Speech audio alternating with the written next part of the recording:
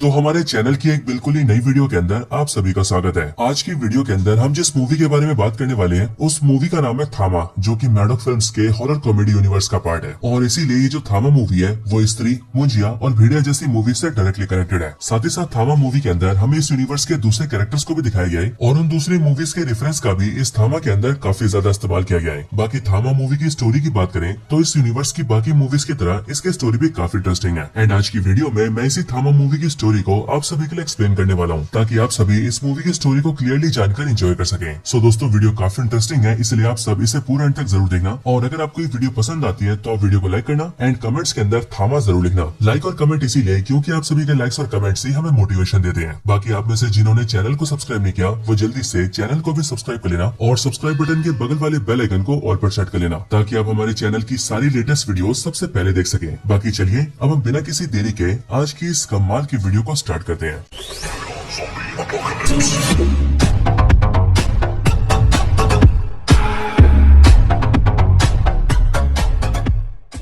तो दोस्तों, थामा मूवी की स्टार्टिंग होती है आज से कई हजारों साल पहले से, बिल्कुल उस टाइम से जिस टाइम पर अलेक्जेंडर यानी कि सिकंदर पूरी दुनिया को जीतने निकला था। लेकिन जब सारी कंट्रीज को जीतते हुए अलेक्जेंडर इंडिया में आता है, तब इंडिया में रात के समय एक जंगल को पार करते समय अलेक्जेंडर एंड उसकी पूरी आर्मी के ऊपर कई सारे लोग अटैक कर देते हैं। अटैक करने वाले ये सारे लोग काफी ज्यादा पावरफुल और खूंखार होते हैं। इसके साथ ही इन सबकी आंखें लाल रंग में चमक रही होती है एंड इन सबके दांत भी काफी लंबे होते हैं। और फिर यहीं पर ही हमें ये पता लगता है कि असल में ये सब लोग कोई आम इंसान नहीं है, बल्कि ये सभी लोग हैं बेताल। और बेताल एक ऐसा क्रीचर होता है जो कि कोई इंसान मरने के बाद बनता है। यहाँ पर हम ये देखते हैं कि यहाँ पर जितने भी बेताल होते हैं उन सभी का लीडर होता है नवाजुद्दीन सिद्दीकी, जिसका इस मूवी के अंदर नाम है यक्षासन। और ये यक्षासन अपने सारे बेतालों के साथ मिलकर सारे लोगों को मार देता है और वो अलेक्जेंडर एंड उसकी आर्मी के सारे लोगों का खून पी जाते हैं। लेकिन अब पास्ट की इस झलक को देखने के बाद कहानी सीधा प्रेजेंट टाइम में आती है और प्रेजेंट टाइम में कहानी शुरू होती है आयुष्मान खुराना से। हम ये देखते हैं कि आयुष्मान खुराना जो कि इस मूवी के मेन एक्टर है, उनका इस मूवी के अंदर नाम होता है आलोक गोयल। और आयुष्मान खुराना यानी कि आलोक गोयल मूवी के अंदर एक न्यूज रिपोर्टर होते हैं जो कि आजाद न्यूज नाम के एक चैनल के लिए काम करते हैं। अब दोस्तों, अक्सर आपने देखा होगा कि कई सारे न्यूज चैनल्स के जो रिपोर्टर्स होते हैं वो हमेशा ही इंटरेस्टिंग खबरों को ढूंढने की कोशिश करते हैं, और जब उन्हें इंटरेस्टिंग खबर नहीं मिलती तो वो इंटरेस्टिंग खबर बनाने की भी कोशिश करते हैं। अब आलोक गोयल यानी कि आयुष्मान खुराना यहाँ पर बिल्कुल ऐसा ही करता है, जिसके लिए वो एक आम आदमी को 50 रुपए देकर कब्रिस्तान में लिटा देता है और उसके ऊपर रिपोर्टिंग करने लगता है कि ये एक राक्षस है। लेकिन कुछ सेकंड्स बाद ही वो आदमी उठकर भाग जाता है एंड वो कहता है कि वो 50 रुपए में इतनी एक्टिंग करेगा। लेकिन अब क्योंकि इस टाइम पर आलोक गोयल लाइव रिपोर्टिंग कर रहा होता है, इसीलिए न्यूज सामने आ जाती है और आलोक गोयल का सब तरफ मजाक बन जाता है। अब हालांकि इन चीजों से परेशान होकर आलोक गोयल अपने दो दोस्तों के साथ मिलकर ट्रैकिंग करने जाता है। लेकिन जब वो लोग ट्रैकिंग करने आते हैं तब आलोक के फ्रेंड्स उससे कहते हैं कि वो पिछले 2 दिनों से न्यूज वाली बात को लेकर काफी परेशान है। यहाँ तक कि उसने 2 दिनों से अपने सोशल मीडिया पर कोई पोस्ट भी नहीं डाला है, और इसलिए उसके फ्रेंड्स आलोक से कहते हैं कि उसे सोशल मीडिया के ऊपर कोई पोस्ट डालनी चाहिए, क्योंकि ये सब करके उसे काफी अच्छा लगेगा। अब आलोक अपने फ्रेंड्स की बात मान लेता है एंड इसीलिए वो अपने फ्रेंड्स को लेकर सीधा जंगल के अंदर जाने लगता है। और फिर जंगल में काफी अंदर आकर वो एक पेड़ के ऊपर चढ़ जाता है एंड वहाँ से अपनी फोटोज क्लिक करने लगता है। लेकिन आलोक जैसे ही फोटो क्लिक करता है वैसे ही वो देखता है कि उसकी सेल्फी के अंदर उसके साथ एक भालू भी दिखाई दे रहा है। और इसीलिए जैसी फोटो देखकर वो पीछे मुड़ता है वैसे उसे पता लगता है कि उसके पीछे एक बड़ा सा भालू खड़ा है, जो भालू देखते देखते आलोक के ऊपर हमला कर देता है। और वहाँ पर उस भालू को देखकर आलोक के दोनों फ्रेंड्स उस जंगल से भाग जाते हैं। और रही बात आलोक की, तो वो भालू से बचने के लिए जंगल में और ज्यादा अंदर जाने लगता है। और फिर वहाँ पर आने के बाद आलोक ये देखता है कि उसके सामने पेड़ की टहनियों के बीच में छुपने की जगह है, और इसीलिए बिना देरी किए आलोक उसके अंदर घुस जाता है। एंड क्योंकि भालू उसके पीछे वहाँ पर घुस नहीं पाता है, इसलिए आलोक उससे बच जाता है। और वहाँ पेड़ के नीचे आने के बाद ही आलोक बेहोश हो जाता है, जिसके बाद अगले पल वहाँ पर रश्मिका मंडाना आती है, जिसका इस मूवी के अंदर नाम होता है ताड़का। ताड़का वहाँ पर आते ही सबसे पहले भालू को भगाती है और फिर उसके बाद वो आलोक को पेड़ के नीचे से बाहर निकाल लेती है। अब एक्चुअली में दोस्तों, ये ताड़का खुद भी कोई इंसान नहीं होती, बल्कि ये होती है एक बेताल। लेकिन मूवी के स्टार्टिंग में हमने देखा था कि बेताल इंसानों पर हमला करके उनका खून पी लेते हैं, लेकिन यहाँ पर उसका बिल्कुल उल्टा होता है। और वो इसीलिए क्योंकि ताड़का आलोक का खून नहीं पीती और वो ना ही उस पर हमला करती है, बल्कि जैसे उसे पता लगता है कि आलोक के दिल की धड़कन चल रही है और वो एक इंसान है, वैसे ये बात जानते ही वो आलोक का इलाज करने लगती है और वो उसे हिफाजत से रखती है। आलोक ताड़का के पास कई दिनों तक बेहोश रहता है और ताड़का भी आलोक का कई दिनों तक देखभाल करती है। लेकिन अब इसके बाद आलोक को होश आता है और होश में आने के बाद वो ताड़का से मिलता है एंड उसे ऐसा लगता है कि ताड़का हो ना हो कोई लड़की है जो कि आसपास के किसी गांव में रहती है। यहाँ पर ताड़का और आलोक एक दूसरे को अपना नाम बताते हैं, जिसके बाद ही आलोक ताड़का से ये भी कहता है कि वो किस तरह से इस जंगल में फंस गया। बट आलोक की बात सुनकर ताड़का उससे कहती है कि अभी वो आराम करे और जब वो ठीक हो जाएगा तब वो उसे खुद छोड़ कर आएगी। लेकिन दोस्तों, जहाँ एक तरफ आलोक और ताड़का की कहानी चल रही होती है, वहीं पर इसी जंगल जंगल में दूसरी तरफ एक और कहानी चल रही होती है। असल में दोस्तों हमें पता लगता है कि मूवी के स्टार्टिंग में हमने जिन भी बेतालों को देखा था वो सभी बेताल इसी जंगल में रहते हैं। यहाँ तक कि जो ताड़का है वो भी उन्हीं सारे बेतालों का हिस्सा है। इसी जंगल की दूसरी तरफ हम एक बड़े से मंदिर को देखते हैं जिस मंदिर के आसपास सारे बेताल रहते हैं और ये मंदिर असल में इन सारे बेतालों के लीडर का मंदिर होता है और इन सभी बेतालों के लीडर को ही कहा जाता है थामा। यहाँ तक कि मंदिर में उस थामा की एक मूर्ति भी होती है और थामा के उस मूर्ति के हाथों में उसका दिल होता है। अब दोस्तों यहाँ पर ही हम बेतालों की कहानी के बारे में जानते हैं। हमें जानने को मिलता है कि ये जो सारे बेतालों की कहानी है वो जुड़ी हुई है रक्तबीज नाम के एक डीमन से।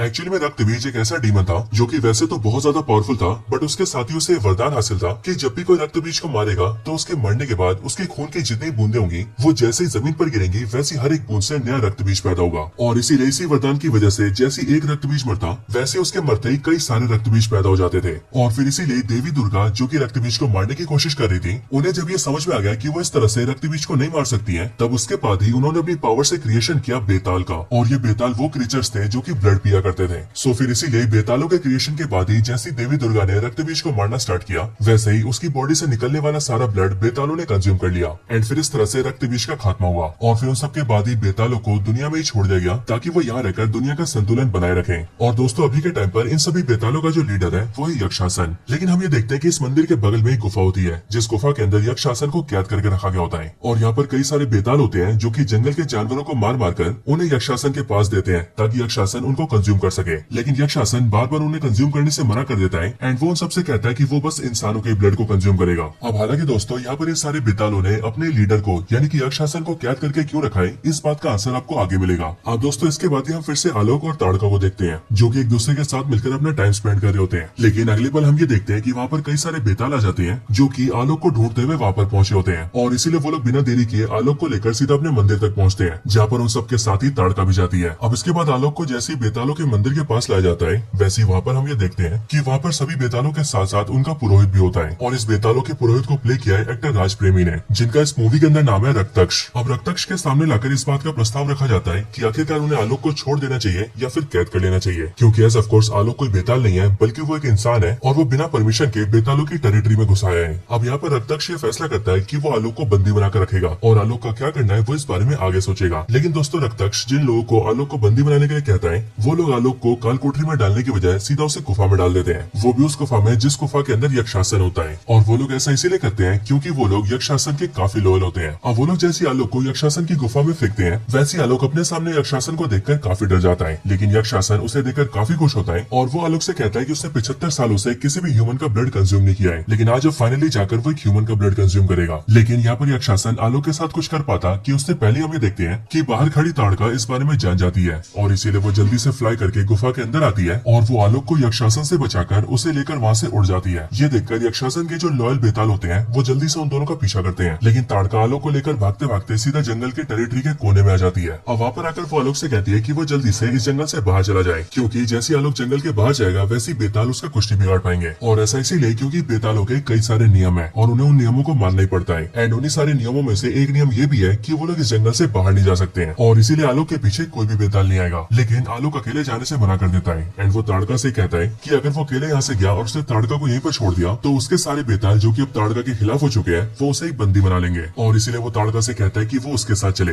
वैसे भी अब वो ताड़का के साथ समय बिताना चाहता है और वो ताड़का के साथ ही अपनी जिंदगी जीना चाहता है। अब आलोक की बातें सुनकर ताड़का मान जाती है जिसके बाद ही आलोक और ताड़का दोनों जंगल के बॉर्डर से नीचे कूद जाते हैं और नीचे सड़क पर एक ट्रक के अंदर गिरते हैं, जिसके बाद उस ट्रक के जरिए वो लोग जंगल से काफी दूर चले जाते हैं और सीधा अपने शहर पहुंच जाते हैं। अब इसके बाद आलोक ताड़का को लेकर सीधा अपने घर जाता है, लेकिन अपने घर आने के बाद वो देखता है कि उसके घर में उसी का फ्यूनरल चल रहा है और उसके मदर फादर और बाकी सारे लोग मिलकर उसके मरने का शोक मना रहे हैं। लेकिन आलोक के वहाँ पर आते ही उसके मदर फादर काफी खुश होते हैं एंड आलोक भी उन दोनों से कहता है कि वो अभी भी जिंदा है और अब वो अपने घर वापस आ चुका है। अब दोस्तों यहाँ पर हम ये जानते हैं कि आलोक के फादर का जो रोल है उसे प्ले किया है एक्टर परेश रावल ने एंड इनका कैरेक्टर मूवी में काफी ज्यादा शकी मिजाज का है और इसीलिए वो आलोक से कहता है कि मुझे लगता है कि तुम मेरे बेटे नहीं हो बल्कि तुम एक बहरूपी हो। अब हालांकि दोस्तों हम ये जानते हैं कि ये सारी चीजें मूवी के अंदर हंसी मजाक के लिए डाली गई है, लेकिन इन्हीं फनी सीन्स में हम ये देखते हैं कि यहाँ पर आलोक का फादर आलोक से कई सारे सवाल पूछता है, जैसे कि उनके घर के डॉग का नाम क्या था, आलोक को 10th में कितने मार्क्स आए थे और इसी तरह के और भी कई सारे सवाल। और इन सारे सवालों जवाब के बाद वो आलोक को एक्सेप्ट कर लेते हैं और उन्हें आलोक के आने से काफी खुशी होती है। अब इसके बाद ही आलोक ताड़का को अपने मदर और फादर से मिलवाता है, लेकिन यहाँ पर वो अपने मदर फादर के सामने ताड़का का नाम ताड़का नहीं बल्कि तारिका बोलता है ताकि उसके पेरेंट्स को ताड़का का नाम अजीब न लगे। आलोक अपने पेरेंट्स को बताता है कि जब वो जंगल में फंस गया था और उस पर भालू ने हमला कर दिया था तब उस टाइम पर तारिका ने उसकी हेल्प की थी और उसकी जान बचाई थी, और इसीलिए अगर आज वो जिंदा है तो वो सिर्फ और सिर्फ तारिका की वजह से।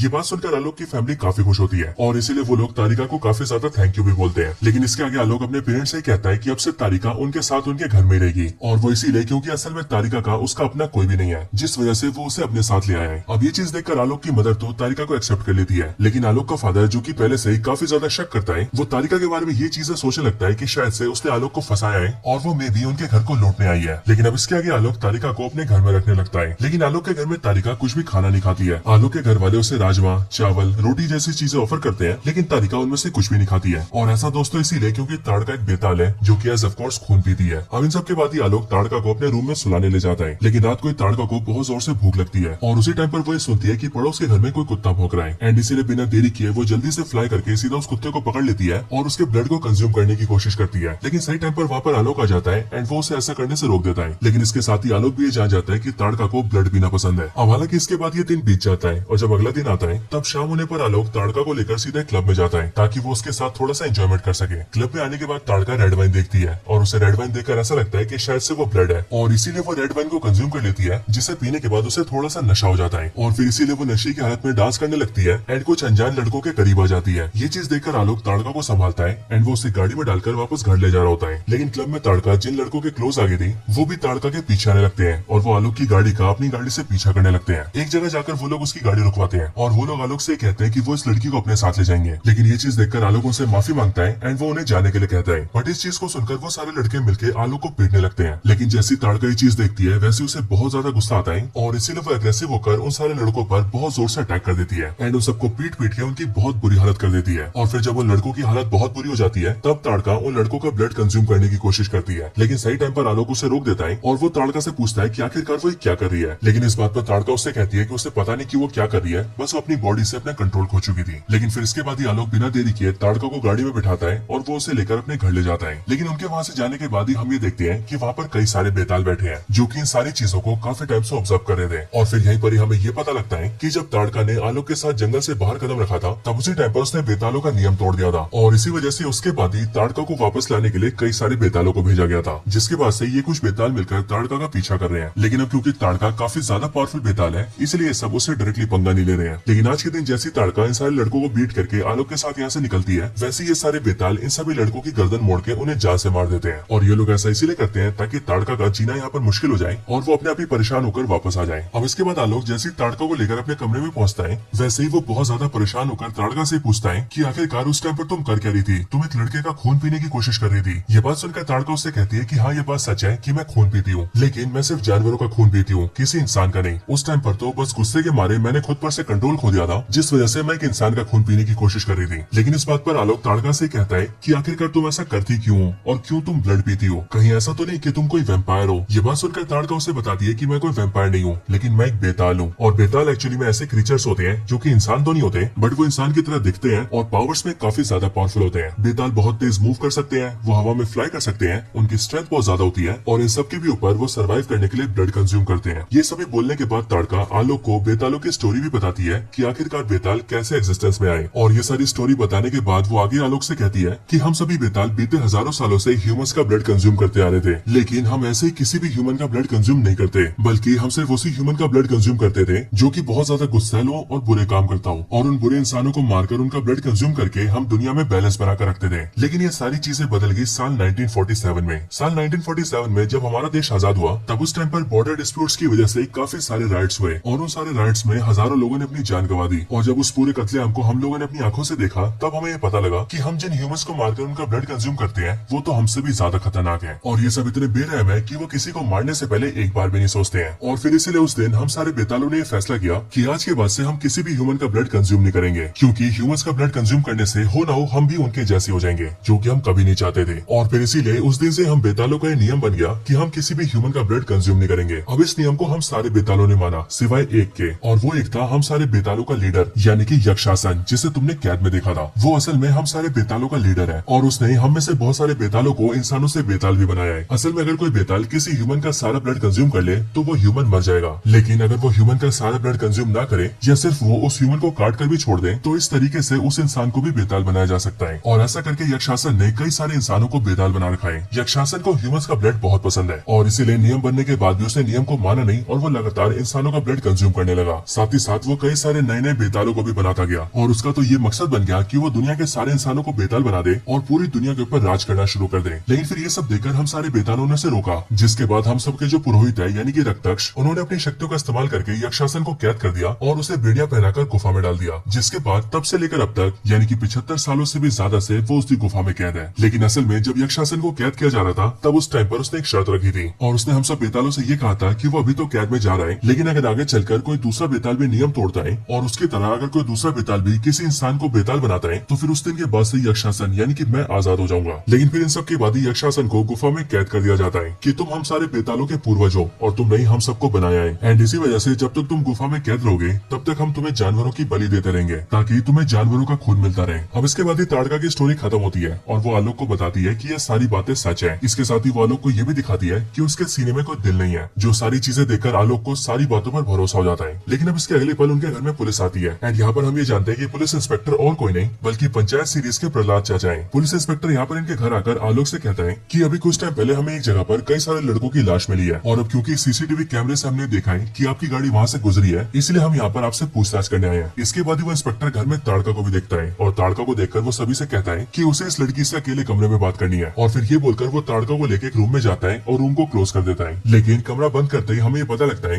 कि वो इंस्पेक्टर भी असल में एक बेताल है जो कि ताड़का को अपनी आइडेंटिटी दिखाता है एंड वो उसे बताता है कि वो भी बेताल है जो कि काफी टाइम से इंसानों के बीच रहकर बैलेंस बनाने की कोशिश कर रहा है ताकि कोई भी इंसान बेतालों के बारे में जान न पाए। लेकिन आज के दिन ताड़का ने उन सारे लड़कों को मारकर ठीक नहीं किया और अच्छा हुआ कि हद से हद ताड़का ने उन लड़कों को गर्दन तोड़ के मारा, क्योंकि अगर इसकी बजाय वो लड़कों का ब्लड कंज्यूम कर लेती तो फिर उसकी वजह से बहुत बड़ा बवाल हो सकता था। ये बात सुनकर ताड़का इंस्पेक्टर को बताती है कि उसे याद नहीं कि उसने उन लड़कों को जान से मारा या नहीं, बस उसे तो सिर्फ इतना याद है कि वो लड़के आलोक को पीट रहे थे, जो देखकर उसे बहुत ज्यादा गुस्सा आया और गुस्से में बेकाबू होकर उसने उस लड़कों पर हमला करा। ताड़का की बात सुनकर इंस्पेक्टर उससे कहता है कि उसका यहाँ पर रहना ठीक नहीं है और इसीलिए ताड़का को जल्द से जल्द बेतालों के जंगल वापस चले जाना चाहिए, क्योंकि अगर ताड़का और टाइम तक यहाँ पर रहती है तो फिर उसकी वजह से आलोक और उसकी फैमिली पर भी जान का खतरा आ सकता है। अब इंस्पेक्टर ताड़का को ये बातें बोलकर वहाँ से चला जाता है। जिसके बाद जब आलोक ताड़का से अकेले में बात करने आता है तब ताड़का इंस्पेक्टर की कई भी बात उसे बताती है और फिर वो आलोक से कहती है कि वो यहाँ से जा रही है क्योंकि उसके यहाँ पर रहने की वजह से आलोक एंड उसकी फैमिली पर खतरा आ सकता है। ताड़का की बात सुनकर आलोक उसे रोकने की कोशिश करता है, लेकिन ताड़का उससे कहती है कि वो यहाँ से जाकर ही रहेगी। जिसके बाद हम ये देखते हैं कि आलोक उसे अपनी गाड़ी में बिठाता है और वो उसे बस में बिठा देता है ताकि वो अपनी मंजिल तक जा सके। लेकिन ताड़का जैसी बस में बैठकर जाने लगती है वैसे कुछ टाइम बाद ही आलोक अपनी गाड़ी से उसका पीछा करता है और वो खिड़की से ताड़का से कहता है कि वो रुक जाए और प्लीज ना जाए, क्योंकि अगर ताड़का चली गई तो आलोक रह नहीं पाएगा। अब हालांकि इन दोनों की यहाँ पर बातचीत चली रही होती है कि तभी हम ये देखते हैं कि ड्राइविंग पर ध्यान न देने की वजह से आलोक का एक्सीडेंट हो जाता है और उसकी गाड़ी पूरी तरह से पलट जाती है, जिस वजह से आलोक को गाड़ी में बहुत ज्यादा चोट लगती है। ये देखकर ताड़का जल्दी से बस रुकवाती है और वो फटाफट से आलोक के पास जाती है। जिसके बाद वो जल्दी से आलोक को गाड़ी से बाहर निकालती है एंड वो देखती है कि आलोक की हालत बहुत ज्यादा खराब है और आलोक देखते ही देखते उसके सामने मरने लगता है। अब ताड़का के पास आलोक को बचाने का और कोई भी रास्ता नहीं होता है एंड इसी वजह से वो आलोक को काट लेती है और आलोक को काट के उसे एक बेताल बना देती है। इधर ये खबर जैसे आलोक के पेरेंट्स को पता लगती है वैसे वो लोग भी आलोक को जल्दी से हॉस्पिटल में भर्ती करते हैं और हॉस्पिटल में जल्दी से डॉक्टर्स उसका आईसीयू में इलाज करते हैं। लेकिन सारी कोशिशों के बाद भी डॉक्टर्स आलोक को बचा नहीं पाते, जिसके बाद डॉक्टर्स आलोक के पेरेंट्स को ही बताते हैं कि आलोक मर चुका है। ये बात सुनकर आलोक के पेरेंट्स बहुत ज्यादा रोने लगते हैं। लेकिन दोस्तों अगले पल हम आईसीयू में देखते हैं कि ताड़का के काटने का असर अब आलोक पर होने लगता है और इसीलिए धीरे धीरे करके उसके सारे जख्म भरने लगते हैं और वो फिर से जिंदा हो जाता है और वो बन जाता है एक बेताल। बेताल बनते ही आलोक को खून की तड़प होती है और इसीलिए वो जल्दी से हॉस्पिटल के ब्लड बैंक में जाता है और वहाँ पर आकर 2-3 थैली खून पी जाता है। लेकिन फिर इसके बाद आलोक के पेरेंट्स को ये पता लगता है कि आलोक जिंदा है एंड फिर इसीलिए वो लोग आलोक को लेकर सीधा घर जाते हैं और आलोक को उसके कमरे में सुला देते हैं। अब अगली सुबह जब आलोक की आँख खुलती है तब वो देखता है कि उसे धूप की रोशनी से थोड़ी सी जलन हो रही है, लेकिन इसके साथ ही वो ये भी नोटिस करता है कि उसके सीने में उसका दिल धड़कना बंद कर चुका है। इन सारी चीजों के बारे में आलोक ताड़का से पूछता है, जिस पर ताड़का उसे बताती है कि असल में अब आलोक भी एक बेताल बन चुका है और उसे बेताल को ताड़का नहीं बनाया है और अब क्योंकि वो भी नया नया बेताल बनाए इसीलिए भी कुछ दिन उसे धूप से थोड़ी सी तकलीफ होगी, लेकिन धीरे धीरे करके उसे आदत पड़ जाएगी, जिसके बाद वो धूप में बाहर निकल पाएगा। ये बात सुनकर आलोक बहुत ज्यादा घबरा जाता है और वो ताड़का से पूछता है कि आखिरकार उसने उसे बेताल क्यों बनाया, जिस पर ताड़का उसे समझाती है कि जब उसका एक्सीडेंट हुआ था तब उस टाइम पर आलोक धीरे धीरे करके मरता जा रहा था और इसीलिए अगर ताड़का उसे बेताल न बनाती तो आलोक की जान चली जाती। अब इन चीजों के बाद आलोक धीरे धीरे करके अपने इस नए रूप को एक्सेप्ट कर लेता है, जिसके बाद ताड़का आलोक को उसकी पावर्स के बारे में बताती है और कई दिनों तक उसे उसकी पावर्स की ट्रेनिंग करवाती है, जैसे कि सही से कैसे चलना है, कैसे तेजी से मूव करना है,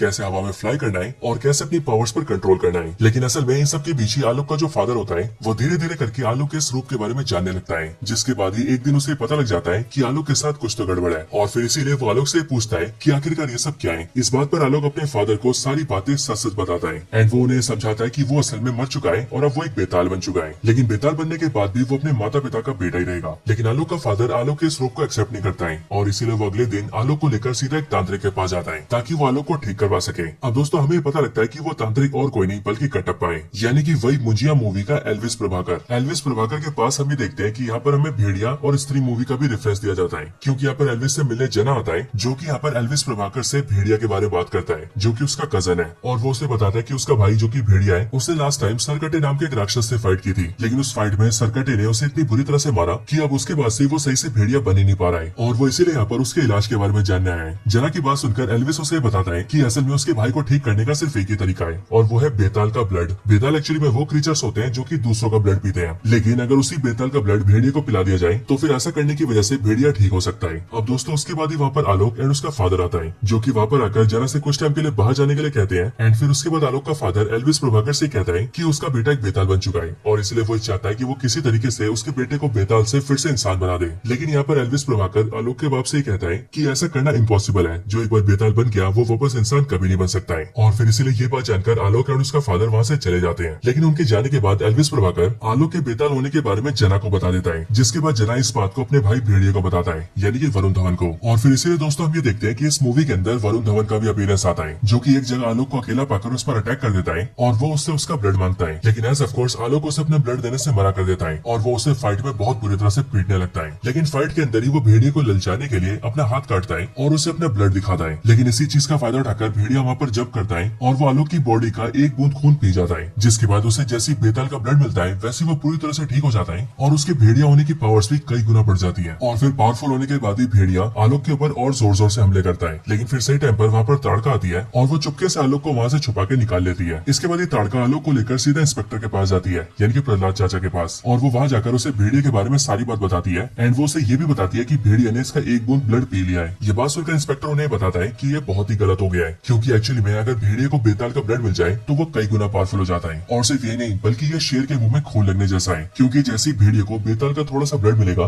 वैसे ही वो और ज्यादा ब्लड हासिल करने की कोशिश करेगा, और ऐसा करने के लिए वो बेताल पर बार बार अटैक करेगा, और इसीलिए इस टाइम पर आलोक को छुपा कर रखना होगा ताकि भेड़िया उसे ढूंढ न ले। अब ये चीज बोलकर वो इंस्पेक्टर आलोक और ताड़का को अपनी जगह पर ले जाता है जहाँ पर और भी कई सारे बेताल होते हैं, और वो जगह दिखा के वो उन दोनों से कहता है कि असल में हम बेतालों का खुफिया अड्डा है जो कि शहर में बनाया गया है, और अब से लेकर आगे आने वाले कई दिनों तक आलोक को यहीं पर रहना होगा। यहाँ पर दोस्तों आलोक को ड्रिंक्स पिलाई जाती है, लेकिन असल में ड्रिंक के जरिए आलोक को बेहोश कर दिया जाता है, जिसके बाद हमें पता लगता है कि असल में ये इंस्पेक्टर और यहाँ के सारे बेताल भी जंगल वाले बेतालों से मिले हुए हैं, और ये सारी चीजें ताड़का को फंसाने के लिए ट्रैप था, जिस ट्रैप में वो लोग कामयाब हो चुके हैं, और इसीलिए वो लोग आलोक को यहाँ पर रखेंगे एंड ताड़का को वापस जंगल भेज देंगे। यहाँ पर होता भी कुछ ऐसा ही है, क्योंकि कई सारे जंगल के बेताल वहाँ से ताड़का को ले जाते हैं और उसे जंगल के मंदिर में सबके सामने पेश करते हैं, जिसके बाद गुफा के अंदर से यक्षासन को आजाद कर दिया जाता है और उसकी बेड़ियां पहना दी जाती है ताड़का को, जिसके बाद उसे कैद में डाला जाने वाला था। अब ये सारी बातें समझाने के बाद वो इंस्पेक्टर आलोक को उसके घर भेज देता है एंड वो आलोक से कहता है कि उसे कई दिनों तक अपने घर में ही रहना होगा और घर के बाहर कहीं नहीं जाना होगा। आलोक जब घर आता है तब वो घर में अपने पिता से मिलता है और फिर उसके बाद वो अपने फादर को सारी स्टोरी बताता है, जिसके बाद उसका फादर उससे कहता है कि आलोक को सारे बेतालों की बात नहीं माननी चाहिए बल्कि उसे जाकर ताड़का की मदद करनी चाहिए, जिसके बाद आलोक बिल्कुल ऐसे ही करता है और वो जल्दी से वापस से जंगल जाता है। वहाँ जंगल में बेतालों के मंदिर के पास आकर वो देखता है कि इस टाइम पर मंदिर के पास सारे बेताल इकट्ठा है, जहाँ पर इस टाइम पर यक्षासन को आजाद कर दिया गया है और अब उसके बदले में ताड़का को गुफा के अंदर कैद किया जा रहा है। और सिर्फ ये नहीं बल्कि कैद से आजाद होने के बाद ही जो यक्षासन है वो एक बार फिर से सारे बेतालों का लीडर बन चुका है, यानी कि वो बन चुका है थामा। लेकिन दोस्तों हम ये देखते हैं कि इस बात से इनका पुरोहित बिल्कुल भी खुश नहीं होता है, क्योंकि कहीं न कहीं वो जानता था कि यक्षासन उनका असली थामा नहीं है, और वो इसीलिए क्योंकि उनकी पौराणिक कहानियों के हिसाब से उन सभी का असली थामा वही होगा जिस बेताल के दिल में धड़कन होगी। लेकिन अब क्योंकि किसी भी बेताल का दिल धड़कता ही नहीं है, इसलिए आज तक कोई भी असली थामा नहीं बन पाया था। अब यहाँ पर यक्षासन थामा बनके सारे बेतालों को अपने नीचे झुकाता है और वो ताड़का को कैद करने के ऑर्डर्स देता है। लेकिन कुछ होने के ठीक पहले आलोक सबके सामने आता है और वो यक्षासन से कहता है कि वो ताड़का की सजा को कम कर दे और अगर रखना है तो उसे 1-2 हफ्ते के लिए जेल में डाल दे। लेकिन ये देखकर यक्षासन आलोक के ऊपर अपने कई सारे बेताल छोड़ देता है, जिसके बाद ही आलोक की उन सारे बेतालों से फाइट होती है। लेकिन इस फाइट में जो बेताल आलोक से फाइट कर रहा होता है आलोक उसे डिफीट कर देता है, और इसीलिए उस हारे हुए बेताल से गुस्सा होकर यक्षासन उसकी पावर्स को कंज्यूम कर लेता है एंड और भी ज्यादा पावरफुल हो जाता है। अब इसके बाद ही आलोक के ऊपर यक्षासन हमला करता है, जिसके बाद उन दोनों के बीच बहुत ही खतरनाक फाइट होती है और उस फाइट में यक्षासन आलोक पर बहुत ज्यादा भारी पड़ता है और फिर देखते देखते वो आलोक को पकड़ के उसके ब्लड को भी कंज्यूम कर लेता है, जिसके बाद आलोक की मौत हो जाती है। ये देखकर यक्षासन बहुत ज्यादा खुश होता है और वो सारे बेतालों को अपने नीचे झुकाता है। लेकिन ताड़का आलोक की मौत से बहुत ज्यादा दुखी हो जाती है और इसीलिए वो आलोक को पकड़ के बहुत जोर से रोने लगती है। लेकिन ताड़का के रोने की आवाज की वजह से बेतालों के मंदिर में जो थामा की मूर्ति होती है, उस मूर्ति के हाथों में रखे हुए दिल से एक शक्ति निकलती है, जो शक्ति सीधा घुसती है आलोक के अंदर। और फिर उन शक्तियों की वजह से आलोक न सिर्फ जिंदा हो जाता है, बल्कि वो पहले से कई गुना पावरफुल हो जाता है। और सिर्फ यही नहीं, बल्कि आलोक के सीने का दिल भी धड़कने लगता है। और फिर इसीलिए आलोक पहला ऐसा बेताल बनता है जिसके सीने का दिल धड़क रहा है। एंड इसी वजह से आलोक ही असली थामा बन चुका है। आलोक को वापस जिंदा देखकर यक्षासन उस पर फिर से हमला करता है, लेकिन इस बार अपनी नई पावर्स के साथ आलोक उसे डिफीट कर देता है और एक बार फिर से यक्षासन को गुफा के अंदर कैद करके रख देता है। इन सब के बाद बेतालों का पुरोहित यानी कि रक्तक्ष सारे बेतालों के सामने इस बात की घोषणा करता है कि अब से आलोक ही उन सबका नायक है, यानी कि वही है उन सबका थामा। लेकिन अब इसके बाद इस मूवी के एंड वाले सीन में हम ये देखते हैं कि जब रक्षासन गुफा के अंदर कैद बैठा होता है, तब फिर उसी टाइम पर उसके सामने सरकट आता है और वो रक्षासन को कैद से छुड़ाकर अपने साथ ले जाता है। अब इन सब के बारे में जैसी बाकियों को पता लगता है, वैसे आलोक, ताड़का, राजपुरोहित और बाकी सब लोग मिलकर वहाँ पर जाते हैं। और वहाँ पर आकर वो लोग ये देखते हैं कि रक्षासन कैद से भाग चुका है। ये देखकर राजपुरोहित आलोक से कहता है कि अब वो यहाँ से जाकर सीधा इंसानों का ब्लड कंज्यूम करेगा और काली शक्तियाँ हासिल करेगा, जिस वजह से वो बहुत ज्यादा पावरफुल हो जाएगा। बट इस बात पर आलोक उससे कहता है कि वो कितना भी पावरफुल हो जाए, वो उसे डिफीट करेगा। लेकिन आलोक की बात सुनकर राजपुरोहित उसे समझाता है कि ये करना इतना भी आसान नहीं होगा, और इसीलिए अगर आलोक को रक्षासन को डिफीट करना है तो फिर आलोक को रक्षासन से भी ज्यादा पावरफुल बनना होगा। पर आलोक उससे पूछता है कि आखिरकार वो इतना पावरफुल कैसे बन सकता है, जिस पर राजपुरोहित उसे बताता है कि अब आलोक को भेड़िए का खून पीना होगा, क्योंकि भेड़िए का खून पी गई वो और ज्यादा पावरफुल बनेगा। लेकिन दोस्तों, अब जहाँ एक तरफ आलोक भेड़िए का खून पीने के लिए तैयार है, वहीं पर ही दूसरी तरफ हम ये देखते हैं कि अब भेड़िया भी आलोक को ढूंढता हुआ वहाँ पर आ चुका है। और अब इसीलिए आने वाली मूवीज के अंदर ये दोनों एक दूसरे से टकराने वाले हैं। बट दोस्तों, इसके साथ ही ये पूरी मूवी यहीं पर एंड हो जाती है।